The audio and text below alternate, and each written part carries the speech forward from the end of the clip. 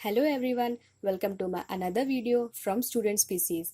आज का मेरा टॉपिक है डीएनए एप्लीकेशन इन प्रोकैरियोट्स। इस टॉपिक के अंदर हम introduction, requirement for DNA application जिसका सब टॉपिक है, origin of application, proteins, DNA polymerase, structure of DNA polymerase 3 and the last initiation process. तो चलिए हम इंट्रोडक्शन पार्ट से शुरू करते हैं। डीएनए एप्लीकेशन एक बेसिक फंडामेंटल प्रोसेस है जो कि हर लिविंग सेल में अकर होता है, जैसे कि प्रोकैरियोट्स एंड यूकैरियोट्स। ये एक ऐसा प्रोसेस है जिससे कि पैरेंट डीएनए मॉलिक्यूल का एग्जैक्ट कॉपी बनता है और एग्जैक्ट कॉपी मॉलिक्यूल्स को कंप्लीमेंट्री डॉटर स्ट्रैंड्स कहते हैं। डीएनए एप्लीकेशन के time double stranded parent DNA molecule separate होके सिंगल स्ट्रैंड का फॉर्मेशन करता है जो कि टेम्पलेट स्ट्रैंड्स कहते हैं, और यही template strand new daughter strands का फॉर्मेशन में हेल्प करता है। डीएनए एप्लीकेशन का जो स्कीम है उसे सबसे पहले वॉटसन एंड क्रिक ने प्रपोज किया था। उनके अकॉर्डिंग रेप्लिकेशन मैनर में अकर होता है, जिसके हिसाब से जब न्यू डीएनए मॉलिक्यूल का फॉर्मेशन होता है तो इसमें पैरेंट और एक कंप्लीमेंट्री डॉटर स्ट्रैंड्स प्रेजेंट रहेंगे। जैसे कि इस डायग्राम में देखिए, ब्लू वाला जो है वो पैरेंट डीएनए मॉलिक्यूल का स्ट्रैंड है और रेड वाला न्यू कंप्लीमेंट्री डॉटर स्ट्रैंड है। डीएनए एप्लीकेशन सेमी कंजर्वेटिव है। इस फैक्ट को मेसेल्सन और सेथल ने 1958 में ई कोलाई में एक एक्सपेरिमेंट के थ्रू प्रूव किया था। डीएनए एप्लीकेशन एक स्पेसिफिक पॉइंट से शुरू होता है जिसे ओरिजिन ऑफ एप्लीकेशन कहते हैं या फिर ओरिसी भी कहते हैं, और डीएनए एप्लीकेशन का एंडिंग टर्मिनेशन पॉइंट में होता है। इन सारे प्रोसेस के लिए कुछ प्रोटीन्स और एंजाइम का यूज होता है। डीएनए एप्लीकेशन के लिए जो मेन एंजाइम है वो डीएनए पॉलीमरेज 3 है, जिसका काम होता है पॉलीमराइजेशन करना। एप्लीकेशन के एंड में आइडेंटिकल कॉपीज का फॉर्मेशन होता है। तो एप्लीकेशन 3 स्टेप्स में कंप्लीट होगा, इनिशिएशन, इलोंगेशन और टर्मिनेशन। अब हम डीएनए एप्लीकेशन के लिए किन चीजों का जरूरत होता है वो देखते हैं। सबसे पहला है origin of application. Origin of application एक साइट है जहां से एप्लीकेशन स्टार्ट होगा। इस साइट में कम से कम 245 बेस पेयर प्रेजेंट रहते हैं, जिसमें 80 के सीक्वेंसेस बहुत ज्यादा होंगे। ओरिजिन ऑफ एप्लीकेशन में कुछ कंजर्व्ड बेस पेयर के सीक्वेंस भी प्रेजेंट रहेंगे जो कि 2 टाइप्स के हैं। सबसे पहला है 3 रिपीट्स ऑफ 13 बेस पेयर। इन तीनों रिपीट्स को 13 मर रिपीट्स कहते हैं। हर एक रिपीट में 13 बेस पेयर का अरेंजमेंट होता है और ये ऐसा साइट है जहां से डबल स्ट्रैंडेड डीएनए मॉलिक्यूल का मेल्टिंग या फिर डीनेचुरेशन स्टार्ट होगा, और ये हाइड्रोजन बॉन्ड की ब्रेकिंग से होता है जो कि बेस पेयर के बिटवीन प्रेजेंट रहता है। हम इसे डायग्राम से समझते हैं। ये डायग्राम एक ई कोलाई जीनोम का है और यहाँ पे ओरिजिन ऑफ रेप्लिकेशन है और यहाँ पे टर्मिनेशन ऑफ रेप्लिकेशन साइट है। ओरिजिन सी में 245 बेस पेयर प्रेजेंट रहेंगे और ये जो साइट है वो इनिशिएटर प्रोटीन्स के थ्रू रिकॉग्नाइज होता है। अगर हम इस साइट को देखें तो यहाँ पे 3 येलो रीजन है जो कि 13 मर को रिप्रेजेंट करता है, क्योंकि हर एक रिपीट में 13 बेस पेयर का अरेंजमेंट है। अगर हम इस रीजन को देखें तो यहाँ पे 4 येलो रीजन है जो कि 9 मर को रिप्रेजेंट करता है। हर एक रिपीट में बेस पेयर का नंबर 9 है और ये इस तरीके से अरेंज्ड है। सेकेंड कंजर्व्ड सीक्वेंस है हमारा 4 रिपीट्स ऑफ 9 मर। हर एक रिपीट में 9 बेस पेयर का अरेंजमेंट होता है और इन रिपीट्स को डीएनए बॉक्सेस भी कहते हैं। ये जो डीएनए बॉक्सेस होते हैं, हाई एफिनिटी होता है कि वो डीएनए प्रोटीन्स के साथ बाइंड कर सके। जब डीएनए प्रोटीन डीएनए बॉक्सेस के साथ बाइंड करता है तो ये क्रोमोसोम को अपने चारों ओर कॉइलिंग करता है, जिसके वजह से 13 मर के साइट में मेल्टिंग या फिर डीनेचुरेशन कॉज होता है। डीएनए प्रोटीन डीएनए बॉक्सेस में बाइंड करता है। DNA B protein helicase enzyme की तरह काम करता है जो कि डबल स्ट्रैंडेड डीएनए के सेपरेशन में यूज होता है। तो ये हमारा डीएनए बी हेलिकेज एंजाइम का स्ट्रक्चर है। डीएनए सी प्रोटीन का काम होता है कि वो डीएनए बी प्रोटीन को सिंगल स्ट्रैंड में बाइंड करने में हेल्प कर सके। SSBP single stranded binding protein, इस प्रोटीन का काम होता है कि वो सिंगल टेम्पलेट स्ट्रैंड को स्टेबलाइज कर सके ताकि सुपर कॉइलिंग ना हो। जब हेलिकेज एंजाइम डबल स्ट्रैंडेड को सेपरेट करने का प्रोसेस को शुरू करता है तो रेप्लिकेशन फॉर्क के ऑपोजिट साइड का जो स्ट्रैंड है यानी कि पेरेंट स्ट्रैंड, उसमें स्ट्रेस प्रोड्यूस होता है और इसी स्ट्रेस को रिलीज करने के लिए डीएनए गायरेज का यूज होता है। डीएनए लाइगेज का काम होता है कि वो बेस पेयर्स को आपस में अटैच कर सके। अब हम डीएनए पॉलीमरेज एंजाइम को देखते हैं। डीएनए पॉलीमरेज एंजाइम 3 टाइप्स के होते हैं, डीएनए पॉलीमरेज 1, जिसका काम होता है कि वो लैगिंग स्ट्रैंड से प्राइमर को रिमूव कर सके पॉलीमराइजेशन के टाइम पे। डीएनए पॉलीमरेज 2, डीएनए पॉलीमरेज 3, इसका मेन काम होता है कि ये पॉलीमराइजेशन के प्रोसेस को आगे बढ़ाता है और साथ ही साथ ये बेसिस का प्रूफ रीडिंग भी करता है। प्रूफ रीडिंग का मतलब है कि अगर कोई बेसिस मिसमैच हो जाता है तो ये उसको रिमूव कर सके। अब देखेंगे डीएनए पॉलीमरेज 3 के स्ट्रक्चर को। डीएनए पॉलीमरेज 3 का मेन फंक्शन होता है कि ये न्यू कंप्लीमेंट्री स्ट्रैंड्स के लिए न्यूक्लियोटाइड्स का सिंथेसिस करे और न्यू स्ट्रैंड का सिंथेसिस हमेशा 5 प्राइम टू 3 प्राइम के डायरेक्शन में होता है। डीएनए पॉलीमरेज 3 वेरियस सब यूनिट से मिलकर के बना होता है। तो ये है हमारा डीएनए पॉलीमरेज 3 का स्ट्रक्चर। इसमें 2 कोर कॉम्प्लेक्स प्रेजेंट रहते हैं जिसमें दोनों का सब यूनिट है अल्फा, डेल्टा और एप्सिलॉन। इन तीनों सब यूनिट का अपना अपना काम होता है। अल्फा सब यूनिट का काम है कि वो पॉलीमराइज करे न्यू न्यूक्लियोटाइड्स को, थीटा, और एप्सिलॉन का मेन फंक्शन होता है बेसिस का प्रूफ रीडिंग करना।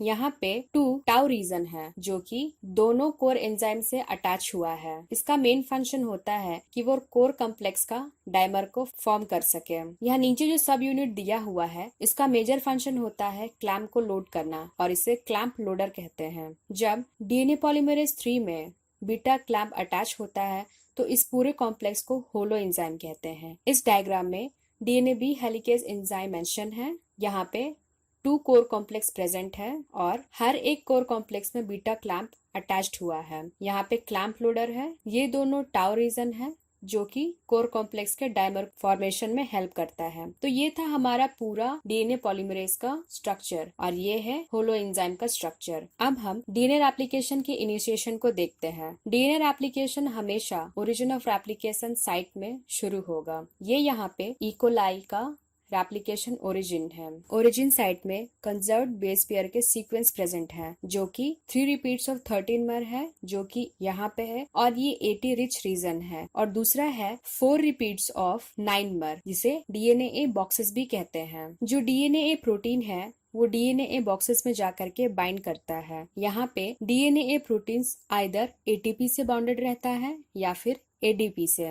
जब डीएनए प्रोटीन्स डीएनए बॉक्सेस में बाइंड करता है तो ये क्रोमोसोम को अपने अराउंड कॉइल करता है जिसके वजह से स्ट्रेस प्रोड्यूस होता है जो कि 80 रिच रीजन में मेल्टिंग को स्टार्ट करता है। मतलब कि ये 80 रिच रीजन के जो बेस पेयर हैं उनके बीच का हाइड्रोजन बॉन्ड को ब्रेक करता है। डीनेचुरेशन की वजह से डबल स्ट्रैंडेड डीएनए जो होता है वो ओपन होकर के सिंगल स्ट्रैंडेड टेम्पलेट स्ट्रैंड का फॉर्मेशन करता है और इस साइट में 2 रेप्लिकेशन फॉर्क का फॉर्मेशन भी होता है।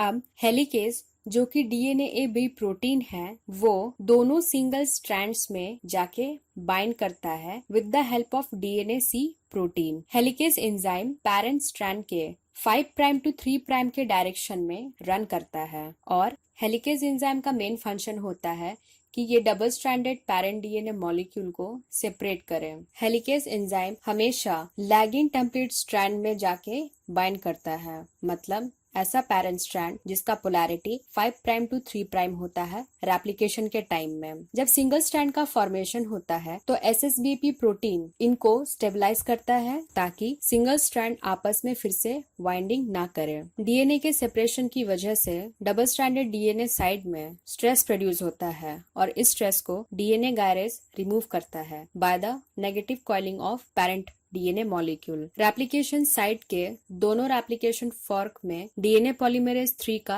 असेंबली होता है और यहीं से डॉटर डीएनए स्ट्रैंड्स का फॉर्मेशन होता है बोथ डायरेक्शन में। क्योंकि हम जानते हैं डीएनए पॉलीमराइजेशन के टाइम में न्यू डॉटर डीएनए स्ट्रैंड का फॉर्मेशन दोनों ही रेप्लिकेशन फॉर्क साइट में होता है। न्यू स्ट्रैंड के फॉर्मेशन से पहले आरएनए प्राइमर का यूज होता है जो कि फ्री 3OH एंड को प्रोवाइड करता है। न्यू न्यूक्लियोटाइड्स हमेशा पहले वाले न्यूक्लियोटाइड के फ्री 3OH एंड में जाके अटैच करेगा। आरएनए प्राइमर का सिंथेसाइज डीएनए प्राइमेस एंजाइम के थ्रू होता है। आरएनए प्राइमर जो होता है वो बीटा क्लैम्प से क्लोजली एसोसिएटेड रहता है और RNA primer free 3OH and को प्रोवाइड करेगा जिसके बाद न्यू न्यूक्लियोटाइड्स का एडिशन होना शुरू होता है। बीटा क्लैम्प का मेन फंक्शन होता है कि ये डीएनए पॉलीमरेज 3 को टेम्पलेट स्ट्रैंड में फिक्स्ड पोजीशन में रख सके। लीडिंग स्ट्रैंड के फॉर्मेशन के लिए आरएनए प्राइमर एक ही बार यूज होता है पर लैगिंग स्ट्रैंड के फॉर्मेशन के लिए आरएनए प्राइमर को मल्टीपल टाइम्स यूज किया जाता है। इलोंगेशन के टाइम न्यू स्ट्रैंड से आरएनए प्राइमर को रिमूव किया जाता है by the help of DNA polymerase 1। इस डायग्राम से इनिशिएशन सेटअप को देखते हैं। ये ओरिजिन ऑफ रेप्लिकेशन है। ऊपर वाले टेम्पलेट स्ट्रैंड का पोलैरिटी है इस साइड के लिए 3 प्राइम टू 5 प्राइम। नीचे वाले टेम्पलेट स्ट्रैंड का पोलैरिटी है 5 प्राइम टू 3 प्राइम। इस फर्स्ट हाफ में हम देखेंगे कि helicase enzyme 5 prime to 3 prime वाले टेम्पलेट स्ट्रैंड में प्लेस हुआ है और ये स्ट्रैंड लैगिंग स्ट्रैंड का फॉर्मेशन में हेल्प करता है। हेलिकेज का डायरेक्शन 5 प्राइम टू 3 प्राइम है। हेलिकेज से डीएनए पॉलीमरेज 3 अटैच हुआ है जिसका एक core complex 3 prime to 5 prime oriented template strand में है और दूसरा core complex 5 prime to 3 prime oriented template strand से अटैच हुआ है। ये बीटा क्लैंप है जो कि कोर कॉम्प्लेक्स को दोनों टेम्पलेट स्ट्रैंड में फिक्स्ड पोजीशन पे रखता है। ये टाउ रीजन है जो कोर कॉम्प्लेक्स का डायमर को फॉर्म करता है और ये है क्लैंप लोडर जो कि डीएनए कोर में क्लैंप यानी कि बीटा क्लैंप का लोडिंग में हेल्प करता है। यहाँ पे SSBP है जो कि सिंगल स्ट्रैंड को स्टेबलाइज कर रहा है और ये है डीएनए गायरेज जो कि टोपोलॉजिकल स्ट्रेस को रिमूव करता है by negative coiling of double stranded DNA. अगर हम सेकेंड हाफ को देखें तो ऊपर वाले टेम्पलेट स्ट्रैंड का पोलैरिटी है 5 प्राइम टू 3 प्राइम और नीचे वाले टेम्पलेट स्ट्रैंड का पोलैरिटी है 3 प्राइम टू 5 प्राइम।